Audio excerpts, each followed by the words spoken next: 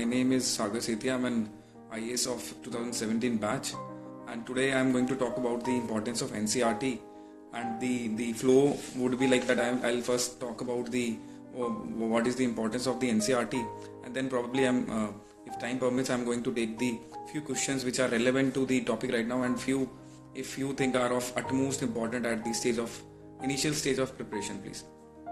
So first of all, I would like to talk about that why you should read the NCERT. So first thing it would be that comes to my head is that it is the key to the prelims. Most of the questions which are coming in the prelims, they are basically sourced from the NCERT. Hello to everyone. I'm very happy to come here, and I'll be soon answering the questions you are sending here. But first, I like to take the flow which I have planned for. So first, I've told that it is the key to the prelims.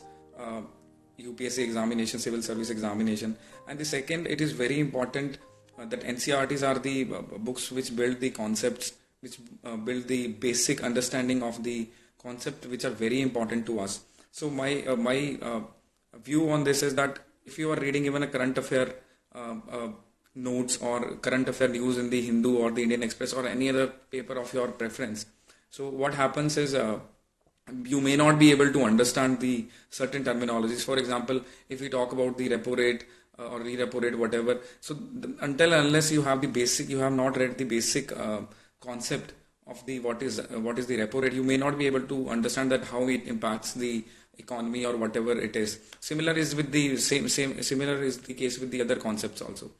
So it's important for the mains perspective also, as if you have looked at the last year's prelim and as well as the mains question paper, few questions in the mains are directly sourced from the NCERTs. For example, in the geography, we have seen the questions such as the cyclones, tropical cyclones, or the front which are formed, etc.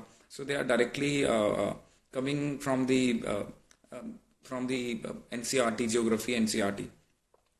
And now I'll come to that how you should read the NCERTs and how I have done it, and based on my understanding, I would like to talk about that how you should go about reading it. So first, my suggestion would be that once you should have a very preliminary kind of a reading which gives you a basic idea of the how the subject is, about what kind of topics it covers, and what kind of content it has. It has the very basic content, or it has some detailed aspects of the any particular topic.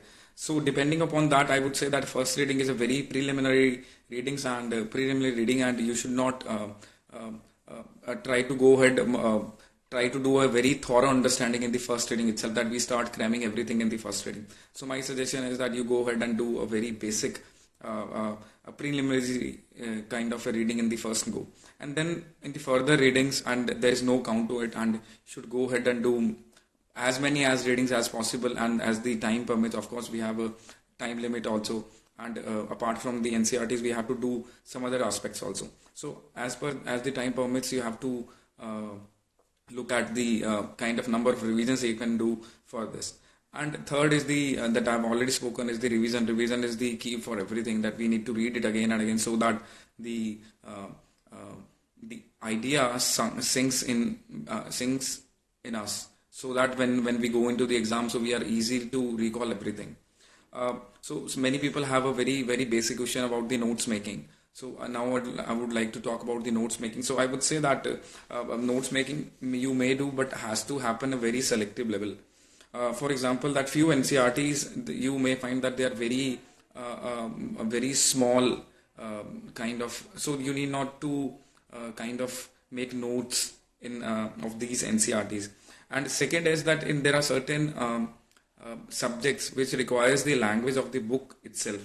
For example, I've told about the geography. So the kind of scientific language which has in the question of, for example, the tropical cyclone or the temperate cyclone, the exact language has to be kind of near about language has to be written, and so that's why it doesn't require you to make notes.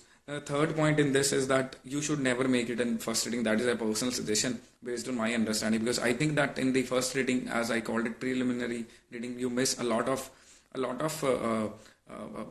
major points. So so every time I read a book, I used to find a new aspect or new important point which may come in the prelims or maybe a good question in the mains.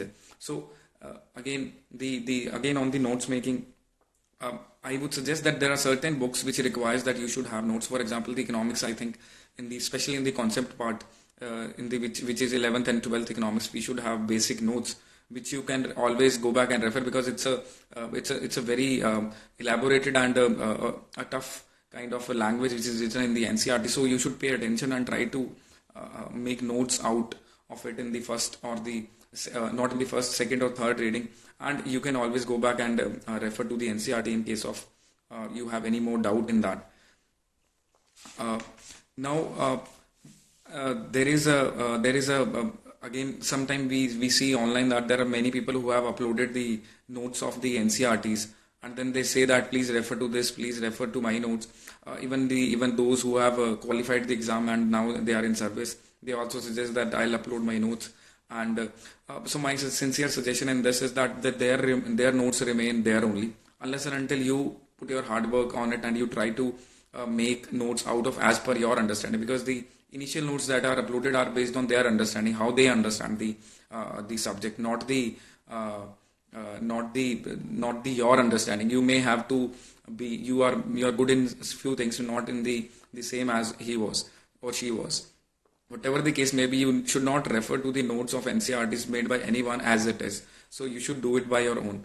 Now, there is a concept of basic book which I suggest to the aspirants always. So the concept of basic book will be also, I'll give a list of the basic book in the in today or tomorrow. So what is the concept of basic book is, for every subject one shall have one book which you say that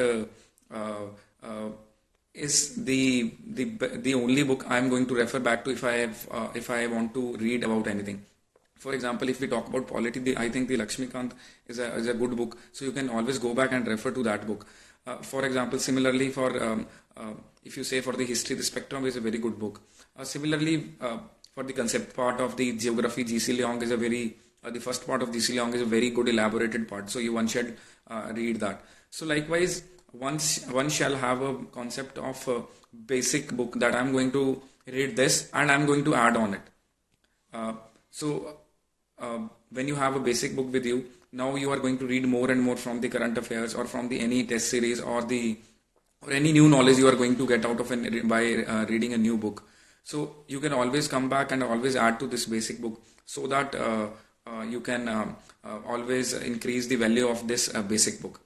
Now which to read from where? So there are few subjects which are to be which you can read through using the NCERT. One is the polity, other is the history, fine arts, geography, basic of environment sciences, economics. But again, there is a few subjects such as S&T, science and technology, which for which you have to only if limited content is available in the 11th and 12th standard of the science book. So only few chapters are to be read, and that are too relevant to the biology and the environmental sciences. And most of it is to be read through the current affairs, and one shall have a thorough understanding of what is going in the science and it is a very a growing area, and you see multiple questions coming in the pre as well as the mains examination in the UPSC CSC. Again, I'll post. Again, there is a question at times that which old NCERT to be to read and the new NCERT to be read. So in this, my take is that there is a combination of the book. For example, history books. My personal opinion, I find the old NCERT books are much more relevant, and they have much more content. And while on the other hand, the new NCERT, they can always complement the old NCERT. So you need to read the both. But again, the concept of basic book. Okay, I'm going to read this, and over this I'm going to overlay this. So this is again a detailed list will be posted. Which book to be read for which subject, old or new NCERT, whatever the case may be, and which all NCERT is to be read. So 6 to 12 standard, I think, is a good range of books that one shall have a glance through. So there are few books from the 6th standard to the 12th standard which one shall have a glance through. and some books are there which requires a thorough attention. So with a thorough understanding we shall try to understand these subjects. So this is the very basic about the what is the importance of the NCERT, and my message is that revision is the of course you shall try to do maximum number of revisions, and after the basic strategy that I've told you, that the that you extract a very basic content, you try to then you be in comfortable zone and then you read that again and again. So that shall be your kind of a basic strategy, that you try to extract from the books a very a basic content, and you shall try to read it again and again, so that when you go into the exam hall the recalling becomes very important. So when you have read more number of times, and this recalling comes quickly, that has helped me for my prelims and as well as the mains examination. Now if you have any relevant question, I would be happy to answer.